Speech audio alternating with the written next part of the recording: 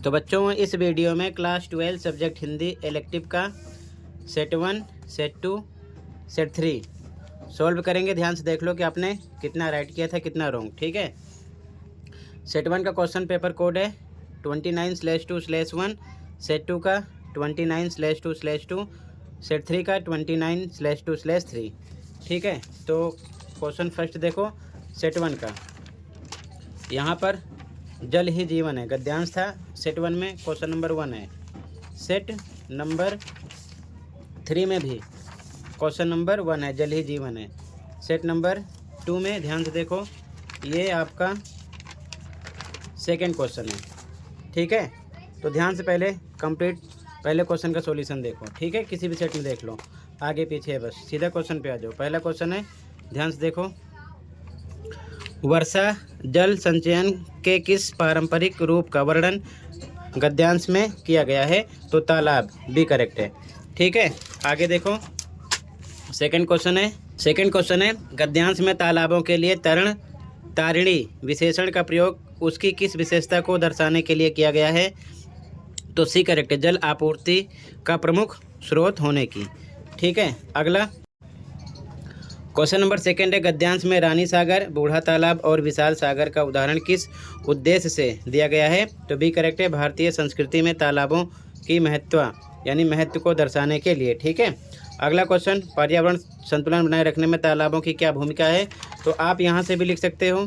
ठीक है, यहाँ से, ठीक है, यहाँ तक, और या फिर यहाँ पर मैंने लिखा तालाब जल संरक्षण, भूजल पुनर्भरण, जैव विविधता के संरक्षण और सूक्ष्म जलवायु को नियंत्रित करने में महत्वपूर्ण भूमिका निभाते हैं, ऐसे भी लिख सकते हो। ठीक है, अगला ग्रामीण संस्कृति में तालाबों का क्या महत्व है? तो यहाँ से लिखना था इसका आंसर। ठीक है, ग्राम्य संस्कृति में लोक व्यवहार एवं ग्राम्य सूचना के दो ही केंद्र हैं, पहला चौपाल, दूसरा तालाब, और इसके बाद मंगल उत्सव हो या दारुण गाथा चर्चा में तल्लीनता देखी व सुनी जा सकती है। हमारे तालाब की लोक संस्कृति का ही कमाल है कि हम बिना किसी शुल्क के सूर्य दर्शन व प्राकृतिक चिकित्सा का लाभ उठा सकते हैं यहाँ तक। ठीक है, तालाब हमारी सांस्कृतिक धरोहर है, यहाँ तक भी लिख सकते हो आप। ठीक है, आपकी मर्जी है। ठीक है, अगला देखो, जल संचयन एवं जल संरक्षण के बीच क्या अंतर है? तो इसका आंसर हो जाएगा, जल संचयन पानी जमा करता है जबकि जल संरक्षण पानी को बचाता है। इसको आप एक्सप्लेन करके लिख सकते थे। अगला, हमारे पूर्वज जल संचयन और संरक्षण के मामले में हमसे अधिक समझदार थे, कैसे? तो आंसर है, क्योंकि वे प्रकृति के साथ तालमेल बिठाकर चलते थे, उनके पास सीमित संसाधनों का पारंपरिक ज्ञान था, वे वर्षा जल संचयन, तालाबों का निर्माण और सामुदायिक जल प्रबंधन जैसी प्रथाओं का उपयोग करते थे। इसका आंसर हो जाएगा। ठीक है, क्वेश्चन फर्स्ट तीनों सेट के हो गए हैं, सेम है, ध्यान रखना। क्वेश्चन सेकंड देखो, काव्यांश है मैं फिर जन्म लूँगा, सेकंड क्वेश्चन है।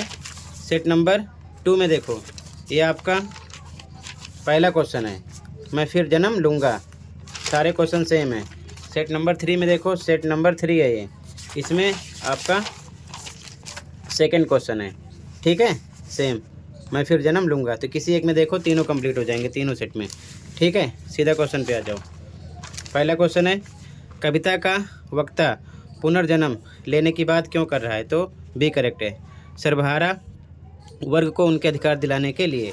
दूसरा, मैचिंग करना था, तो सी करेक्ट है, पहले का सहारा देना होता, पीठ सहलाना, दर्द बांटना, बाहों में उठाना, अपनाना। ठीक है, तीसरा था, अचिन्ही आवाज़ किनकी है? सर्वहारा वर्ग की। ठीक है, ए करेक्ट है। अगला क्वेश्चन है, काव्यांश में प्रयुक्त रोशनी से क्या अभिप्राय है? तो आशा, जागरूकता और सकारात्मक परिवर्तन से है। ठीक है, अगला, काव्यांश में कौन पुनर्जन्म लेने की बात कर रहा है? तो आंसर है, कवि या संवेदनशील व्यक्ति लिख सकते हो, लाइन जोड़ लेना, पुनर्जन्म लेने की बात कर रहा है। उनकी दो विशेषताएं, पहली वह दुखी और पीड़ित लोगों की सहायता करना चाहता है, दूसरा वह अनसुनी आवाज़ों और कराहों को दुनिया तक पहुंचाना चाहता है। अगला क्वेश्चन है, कातरता, चुप्पी या चीखों को प्यार के सितार पर बजाने से क्या अभिप्राय है? तो आंसर है, कवि पीड़ित व दुखी लोगों की वेदना और भावनाओं को प्रेम व संवेदना के साथ व्यक्त करना चाहता है ताकि उनकी पीड़ा दुनिया तक पहुंच सके। इसका आंसर है। ठीक है, इसके बाद में अगला क्वेश्चन थर्ड देखो, यहाँ पर टीवी के संदर्भ में इंटरनेट पत्रकारिता विशेष रिपोर्ट किसे कहते हैं? ठीक है, सेट 1 का है, सेट 2 में देखो ये क्वेश्चन आपका। तो बच्चों ये क्वेश्चन सेट 1 सेट 2 में नहीं है, अलग है। ठीक है, इसका सॉल्यूशन देख लो। तीसरे का ये फर्स्ट का आंसर है, ठीक है, तीसरे का फर्स्ट का आंसर है, और ये तीसरे का सेकंड का आंसर है, ठीक है, ये ठीक है, इंटरनेट पत्रकारिता के रूप। और उसके बाद में ये तीसरे का ये वाला विशेष रिपोर्ट, ये थर्ड का आंसर है, ठीक है।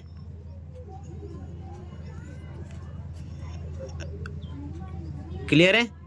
इसके बाद में अगला देखो ध्यान से। अब इसके बाद में चौथा क्वेश्चन देखो, इसका ये भी अलग है, ठीक है, तीनों सेट से, चौथे का फर्स्ट, चौथे का सेकंड, थर्ड, इसके आंसर देख लो। चौथे का फर्स्ट, ठीक है, इसके बाद में चौथे का फर्स्ट, चौथे का सेकंड, चौथे का थर्ड, ठीक है, ये हो गया। क्लियर है। अब इसके बाद में आगे देख लो ध्यान से, जो सेम है, ठीक है। इसके बाद में MCQ क्वेश्चन पे आ जाओ, जो तीनों सेट में सेम है, ठीक है, बाकी सब अलग अलग हैं। तो क्वेश्चन नंबर 7 देख लो, ठीक है, सेट नंबर 2 देखो। क्वेश्चन नंबर 7 आपका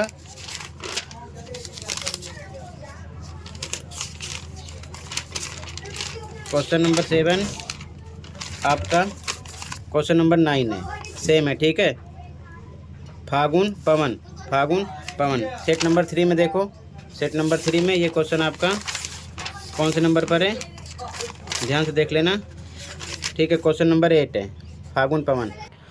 तो पहला क्वेश्चन है बच्चों, फागुन मास की शीत को चौगुना कौन बढ़ा रहा है? तो फर्स्ट ऑप्शन करेक्ट है, पवन के झकोरे, ठीक है। सेकंड क्वेश्चन देखो,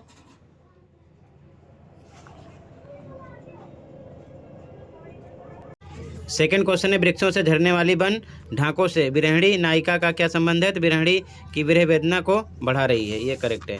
अगला थर्ड क्वेश्चन है, इसमें कारण कथन दोनों सही है, कारण कथन की सही व्याख्या है, ठीक है, ये ध्यान में रखना।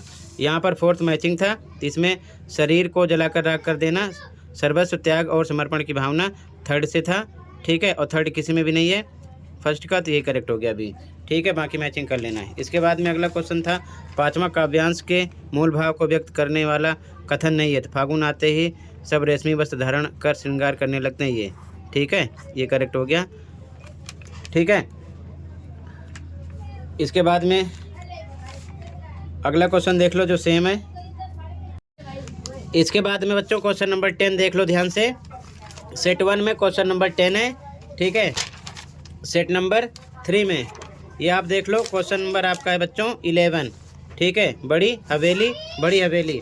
और सेट नंबर 2 में देख लो ध्यान से, यहाँ पर सेट नंबर 2 में आपका ये क्वेश्चन है आपका, ध्यान से देखो, क्वेश्चन नंबर 8 सेम है, ठीक है। तो इसका सॉल्यूशन देख लो। फर्स्ट क्वेश्चन में गद्यांश में किस खेल के खत्म होने की बात हो रही है? तो डी ऑप्शन है, बड़ी हवेली की सुख समृद्धि के। सेकंड क्वेश्चन है, भगवान भले आदमी को ही कष्ट देते हैं, तो इस कथन का जो समर्थन कर रहा है, सी ऑप्शन है, बड़े भैया का अचानक मृत्यु को प्राप्त हो जाना। अगला, रैयतों ने जमीन पर दावे करके दखल किया, तो यहाँ पर इस चैप्टर के अकॉर्डिंग प्रजा आएगा, ठीक है ना, ये चीज़ ध्यान में रखना। अगला, नाम मात्र की ही बड़ी हवेली से क्या अभिप्राय है? तो बड़ी हवेली की शानो शौकत खत्म हो गई। अगला, गद्यांश में द्रौपदी चीरहरण प्रसंग का उल्लेख क्यों किया गया? तो बड़ी बहुरिया के दीनहीन स्थिति को अवगत कराने हेतु, ठीक है, भी करेक्ट है। तो टोटल मैंने बच्चों कंप्लीट क्वेश्चन जो सेम थे डिस्कस कर दिया। कमेंट सेक्शन में बताना कि आपने कितना स्कोर किया तीनों सेट, ठीक है ना, देखकर अपने अकॉर्डिंग मिलते हैं अगली वीडियो में। कहीं पर कोई डाउट है कमेंट कर सकते हो। Thank you for watching and take care, okay बच्चों।